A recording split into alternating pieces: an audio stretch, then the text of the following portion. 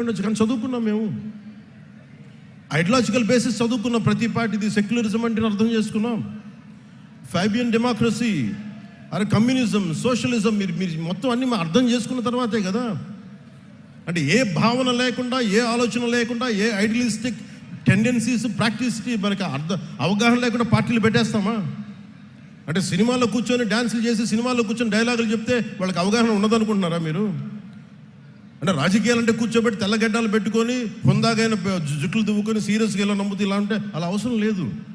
సినిమాలు చేస్తాం, అన్నీ చేస్తాం, వాటితో పాటు లోపల రగిలే అగ్నిగుండంలా ఉంటుంది మా గుండె. కష్టాల మీద కోపాలు ఉంటాయి మాకు.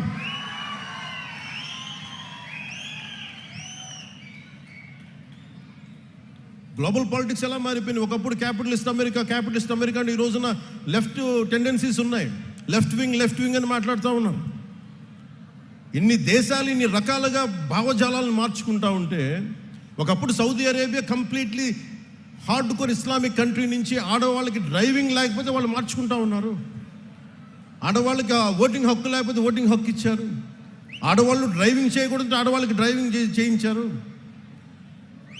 ప్రపంచ కార్మికులారా ఏకం కండి చెప్పి దశాబ్దాలు ఊదరగొట్టి ఇలా చేసి చివరికి ఏం చేశారు?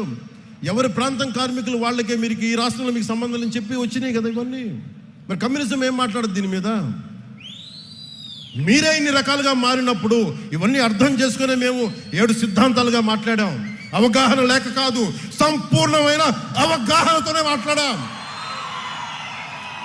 అవగాహన లేకుండా మాట్లాడతామా? ఏమి చదవకుండా వస్తామా? కానీ కాలం నేను ఒక్కని చెప్తే సరిపోదు, నిలబడాలి.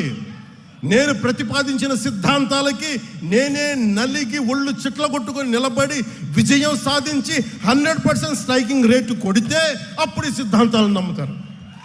అందుకే నేను నిలబడి చూపించాను. నాతో పాటు మీరు కూడా నిలబడినందుకు మీ అందరికీ కోటి దండాలు పెడుతున్నాను ఈరోజు.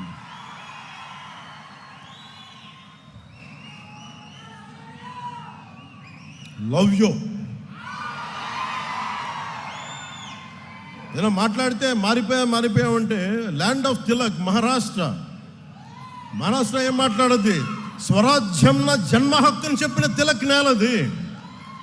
అలాంటి నేల కేవలం అది మరాఠీ మాణుస్ అని చెప్పలేదు. ఆయన చెప్పింది మరాఠీ మాణుస్ ఇచ్చిన స్లోగన్ ఏంటంటే సంపూర్ణమైన దేశానికి స్వరాజ్యం నా జన్మ హక్కు అని. అలాగే కూర్చోబెట్టి మనకి ఏది తీసుకున్నా, తమిళనాడు తీసుకున్నా, ఏమి తీసుకున్నా, ల్యాండ్ ఆఫ్ మన సుబ్రహ్మణ్య భారతి, సుందర తెలుగు అని చెప్పిన వ్యక్తి, అన్నీ అర్థం చేసుకున్న మహానుభావులు, వాళ్ళ దారుల్ని వాళ్ళ ఆలోచన విధానాన్ని మర్చిపోయారు అందరూ. మేము మర్చిపోలా, గుండెల్లో పెట్టుకున్న దాన్నే వాళ్ళు ముందుకు తీసుకెళ్తా ఉన్నాం. ఒకసారి నాకు ఇష్టమైన ప్రజా కళాకారుడు గద్దర్ గారికి ఒక మంచి ఒక సంభాషణ జరిగింది.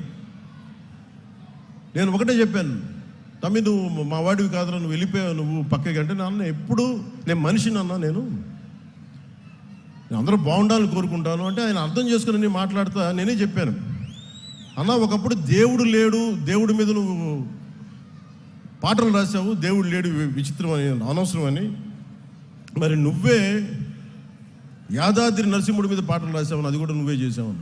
నువ్వే నీ రకాలుగా మారినప్పుడు నేను మనుషులు ఎలాగా మారుతారని తెలిసి నేను ఇంత ఫ్లెక్సిబుల్ ఐడియాలజీ పెట్టానన్నా, అంతకుమించి ఇంకేం లేదు. నా గుండెల్లో ఎప్పుడు కష్టపడే, నేను తుపాకీ పట్టుకుని నేను నక్సలైట్ కావాల్సిన అవసరం లేదు. ఎర్ర జెండా